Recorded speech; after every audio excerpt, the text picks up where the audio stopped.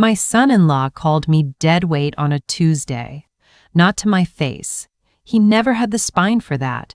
He said it to my daughter Claire in the kitchen, 2 rooms away, while I was folding laundry in the hallway.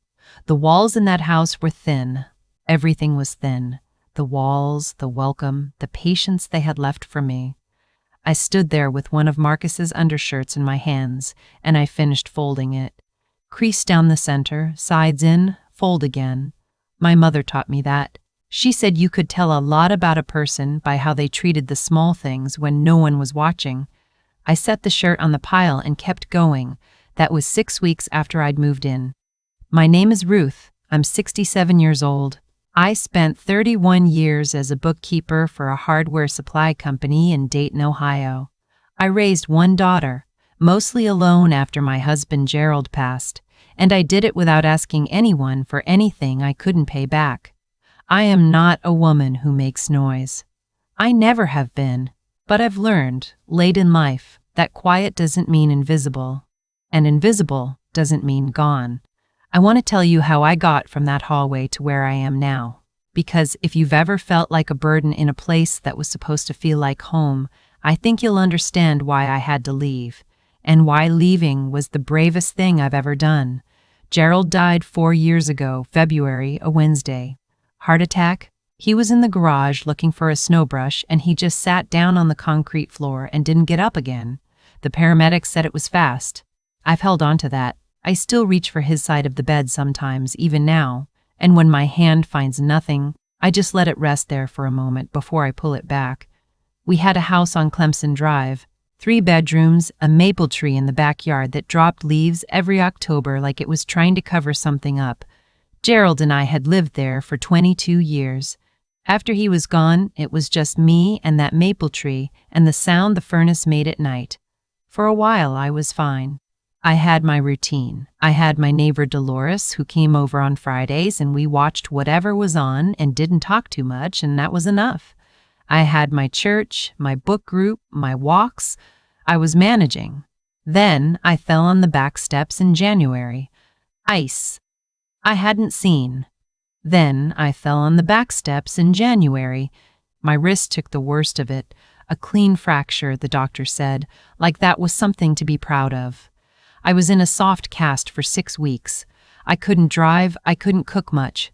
I couldn't do a lot of the things I didn't realize I depended on until I couldn't do them anymore.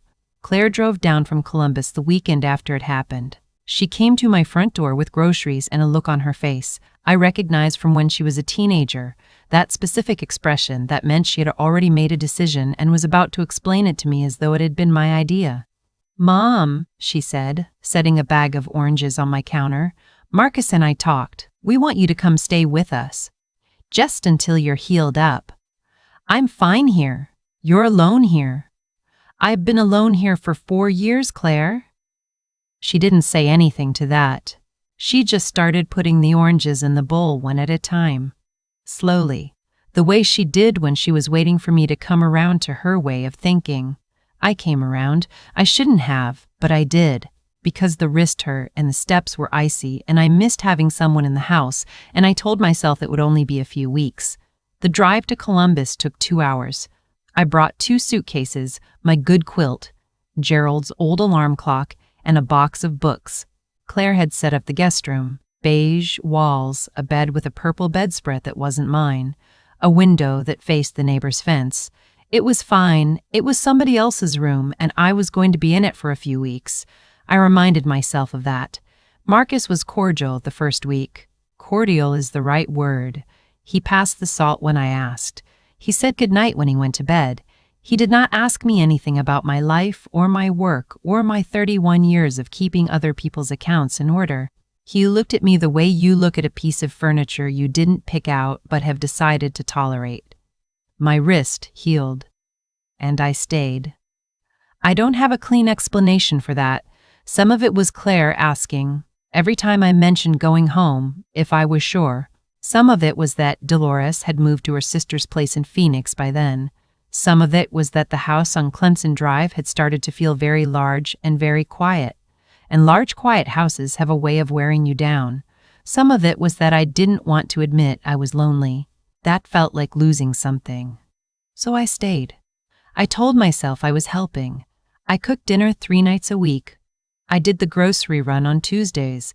I helped Claire's youngest, Brianna, with her reading on Wednesday afternoons, sitting at the kitchen table with the phonics book spread out between us. Those hours with Brianna were the best part of my days. She had Gerald's same stubborn streak and the same way of laughing at herself when she made a mistake, and being near that made me feel less far away from him. But the house had a feeling I couldn't name for a long time. I named it eventually. It was conditional. Everything in that house was conditional. The first sign I let myself see was the Wi-Fi password. 3 months in, Marcus changed it. He didn't tell me. I found out when my tablet stopped connecting, and I asked Claire, and she got a look on her face that wasn't quite shame, but was in the same neighborhood. Marcus set up a separate network for guests, she said, for security. I was not a guest. I was her mother, but I wrote down the new password she gave me, and I didn't say that. The second sign was the grocery situation. I had been doing the Tuesday run with Claire's card, buying what was needed for the week. One Tuesday, Marcus came into the kitchen before I left and said, going forward, they prefer to do their own shopping. He said it the way you'd read a memo. No eye contact. Back to his coffee before I could respond. I started buying my own food after that.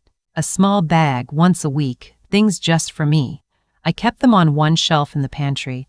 I labeled the shelf with a piece of masking tape and my name in black marker. That masking tape felt like the saddest thing I'd ever done. The third sign was the noise complaint. I say complaint, though it was never said directly to me. It came through Claire. Everything came through Claire. Marcus always used her as the messenger so he could keep his hands clean. Apparently, my television was too loud in the evenings. I was hard of hearing in my left ear, had been for years. I ordered a set of earbuds the same day and wore them every night after that, sealed off from the house, watching my programs in silence. I was making myself smaller. Every week, I took up less space. I stopped using the living room after 8 because Marcus liked quiet. I stopped cooking on the nights Claire worked late because Marcus had said once that the smell of certain spices gave him a headache. I ate cereal some nights, sitting at the small table in the corner of the guest room, and I told myself this was temporary and I would be going home soon. I did not go home soon. The request came on a Thursday in March. Claire called me into the living room the way you call a child in when something needs to be discussed. Marcus was sitting on the couch with his forearms on his knees, which meant he prepared himself. I sat in the chair across from them. "We've been looking at properties," Claire said. "An investment property. A rental." I nodded. "We found something really good, really solid. Good neighborhood, good price. The numbers make sense." She paused. "The thing is, Marcus had some credit issues a few years back. It's been fixed, mostly, but it's not quite where it needs to be for the bank. I could see where this road went. I'd seen that road from the first sentence. We need a co-signer on the loan," Marcus said. He looked at me directly for the first time in months. "Someone with strong credit and clean history. We'd handle everything, the payments, the maintenance, all of it. You wouldn't be responsible for anything. It's just a signature." There it was. I looked at him. I looked at my daughter. I thought about the masking tape label on my pantry shelf. I thought about the earbuds. I thought about the separate guest Wi-Fi network. I thought about 6 months of making myself smaller and smaller in a house that was never going to have enough room for me, no matter how small I got. "How much is the loan?" I asked. $280, Marcus said. $280,000. I took a breath. I kept my face still. Gerald always said I had a poker face when I needed one.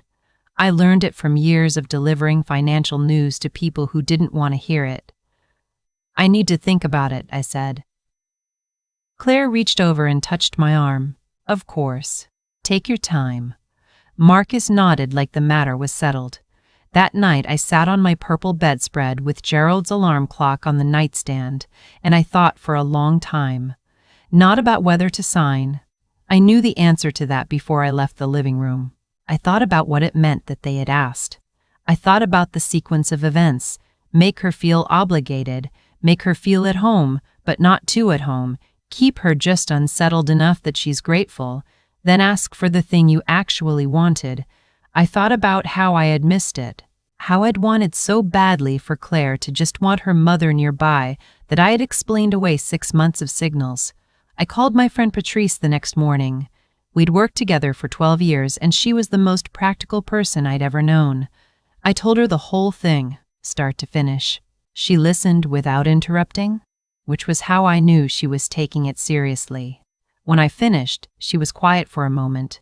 "Ruth," she said, "you know you're not going to sign." "I know. And you know what's going to happen when you don't." "I know that too." "Okay," she said. "So the question is where you go."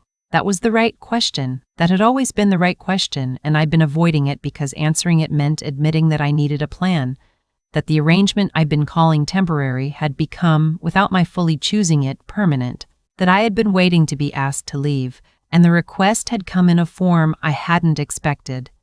I told Claire my answer on a Saturday afternoon. I asked her to sit with me alone, without Marcus, and she did, though I could see it made her nervous. "I'm not going to sign," I said. "I want to explain why, but the why doesn't change the answer." She opened her mouth. "Let me finish," I said. "Co-signing a loan means if something goes wrong, it's my credit, my name, my financial future. I'm 67. I don't have decades to recover from a mistake. I love you. I love that you want to build something, but this is not something I can put my name on, and I'm not going to." Claire looked at her hands. "Marcus isn't going to be happy." "I imagine not. This is going to make things difficult." "I imagine that too."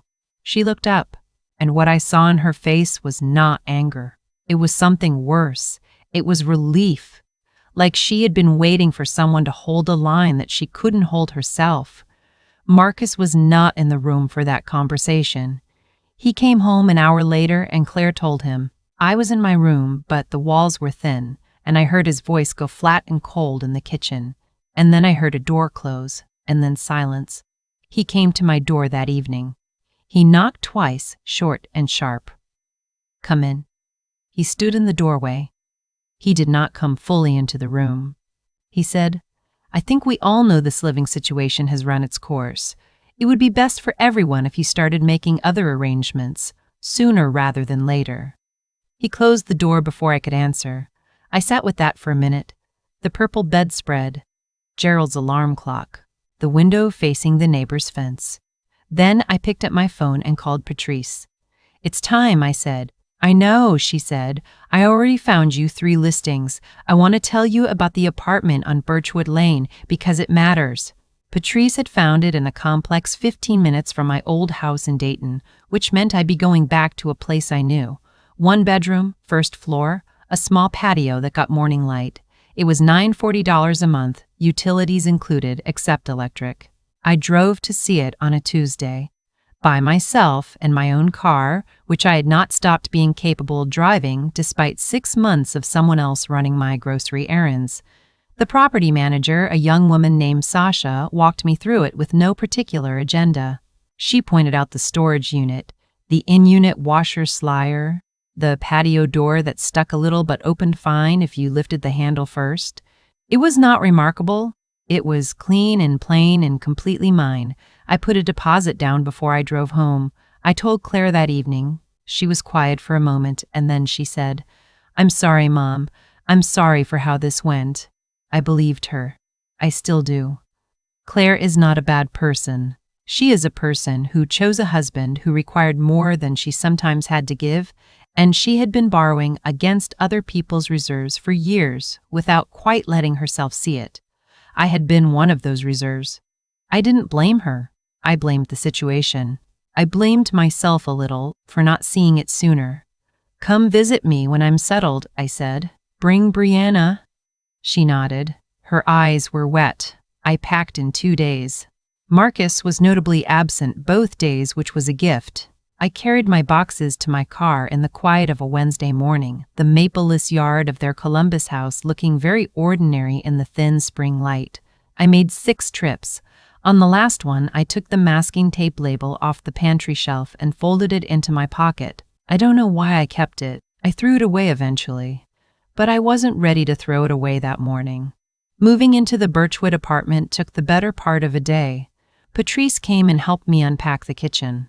We ordered Thai food at 7 and ate it sitting on the floor because my table hadn't arrived yet, and we talked about nothing important for 2 hours.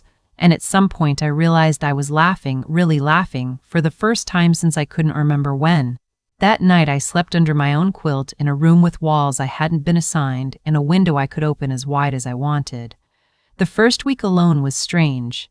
Not bad, but strange. The silence was different from the silence in the Columbus house, where quiet was something you maintained. The silence was mine. I filled it how I wanted. Music in the morning, news at dinner, whole evenings where I read until 10 and no one's schedule made a comment on it. I started walking again. The complex had a path along a small creek, and I went every morning before breakfast. I brought my earbuds, not because someone had complained, but because I liked a particular playlist that Gerald had put together years ago for our drives up to Lake Erie, oldies and a few country songs he would never admit he liked. Listening to it while the creek went about its business felt like keeping a small promise to him. About 3 weeks after I moved in, I found the envelope. I'd been going through a file box I hadn't opened since Gerald died. Insurance papers, tax records, the title for a car we donated years ago. At the bottom, under a folder of appliance warranties, there was an envelope with my name on it in Gerald's handwriting. I sat down on the kitchen floor and opened it. It was a letter. 2 pages, his careful print, the letters slightly larger than they used to be because his eyes had been going. He had written it 3 months before he died. He hadn't told me. It started the way he always started things. No preamble, straight to it. Ruth, if you're reading this, I'm probably gone and you're probably being too hard on yourself about something.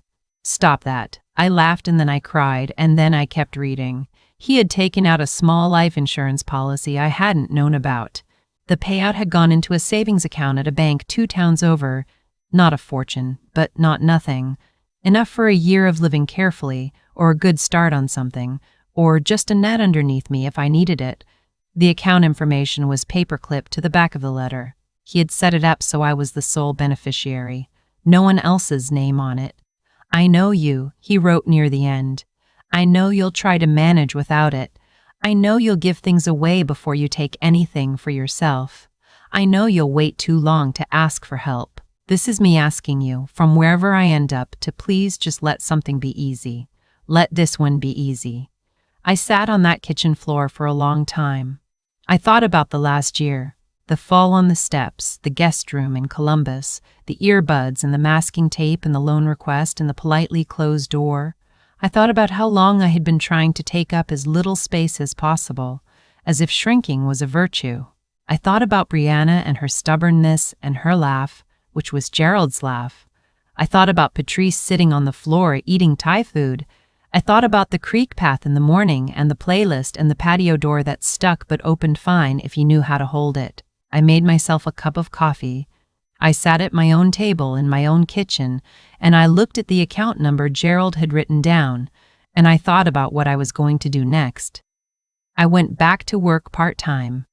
Not out of necessity, out of desire. A small accounting firm 2 miles from Birchwood needed someone 3 days a week for tax season and kept me on after because I was, as my new employer put it, extremely difficult to rattle. I liked the work. I liked having somewhere to be on Tuesday and Thursday mornings that asked something useful of me. I called Claire every Sunday. We talked about Brianna mostly.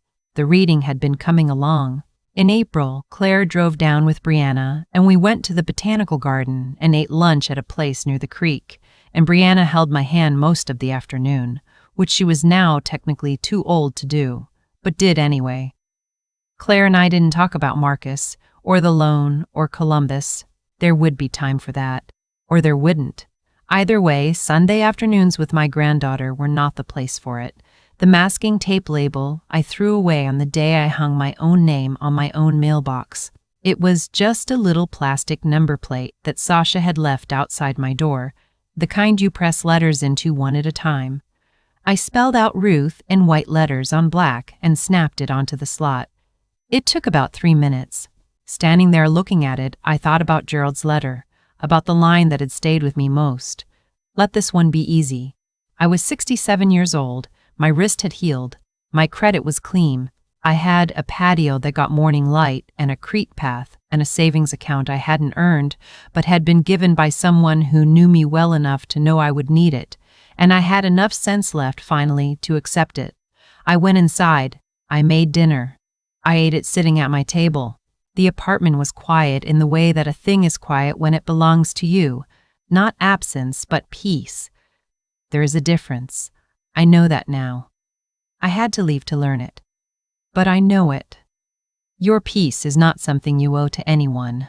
Not your children, not their husbands, not anyone who has mistaken your patience for permission. It is yours, and it is not a small thing. It is not a luxury or a selfishness or a phase. It is what is left when you stop apologizing for taking up space. I think Gerald knew that. He just wanted to make sure I found my way to it. I think I have. I've been thinking about what made the difference.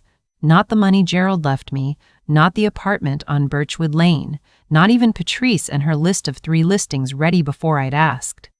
What made the difference was the moment I stopped explaining my no and just let it stand. That's the thing no one tells you about getting older. You spend so many decades being reasonable, softening your words, finding the diplomatic path, making sure no one in the room is too uncomfortable with what you've just said. And somewhere along the way, reasonable starts to look a lot like erasure. You file down your edges until there's nothing left to hold on to. Ruth spent 6 months doing that in a house that was never going to accept her on equal terms. She folded the laundry. She wore the earbuds. She put her name on a piece of masking tape and called it enough. And the truth is, none of that was weakness. It was patience, which is not the same thing. But patience without a limit becomes something else entirely. It becomes permission. What I keep coming back to is the kitchen conversation Marcus never had directly with her. He worked through Claire every single time. That is not the behavior of someone who respects the person they're dealing with. It is the behavior of someone who has already decided that person's comfort is negotiable. Ruth read that correctly, even when she didn't want to. She knew. We usually know. We just wait until we're ready to act on what we know. The loan request was not the cause of what happened. It was the conclusion. Everything that came before, the Wi-Fi password, the grocery shelf, the noise complaint delivered secondhand, that was the real story. The loan was just the moment Ruth let herself see the whole picture clearly. And once you've seen something clearly, you cannot go back to pretending you haven't. There is a kind of intelligence that only comes from living long enough to recognize a pattern. Not book intelligence, not credentials, not anything you can put on paper. It's the intelligence of someone who has watched enough situations unfold to know which way this one is going. Ruth had that. She just needed one honest moment to trust it. And here is what I believe about cause and consequence, separate from anything anyone has ever told me to believe. The choices we make about how we treat people tend to come back around in the quality of our own lives, not as punishment, not as reward, just as the natural result of what we've built. Marcus built a household on conditional tolerance and got exactly what conditional tolerance produces, a family that holds its breath and waits. Ruth built a life on dignity and got, in the end, a room of her own and a letter from someone who had loved her well. Integrity is not dramatic. It doesn't announce itself. It looks like a woman finishing folding a shirt she just heard herself insulted over. It looks like 2 short words, "I won't," said without apology and without excessive explanation. It looks like putting a deposit down on an apartment alone and driving home in your own car. The courage to take up your own space again after you spent time making yourself small is not a small thing. It is, I think, one of the harder things a person can do. But it is available to anyone willing to sit with the discomfort of the choice long enough to make it. Ruth made it, and the creek is still there every morning, and the playlist still plays, and the patio still gets the light. That's enough. That has always been enough.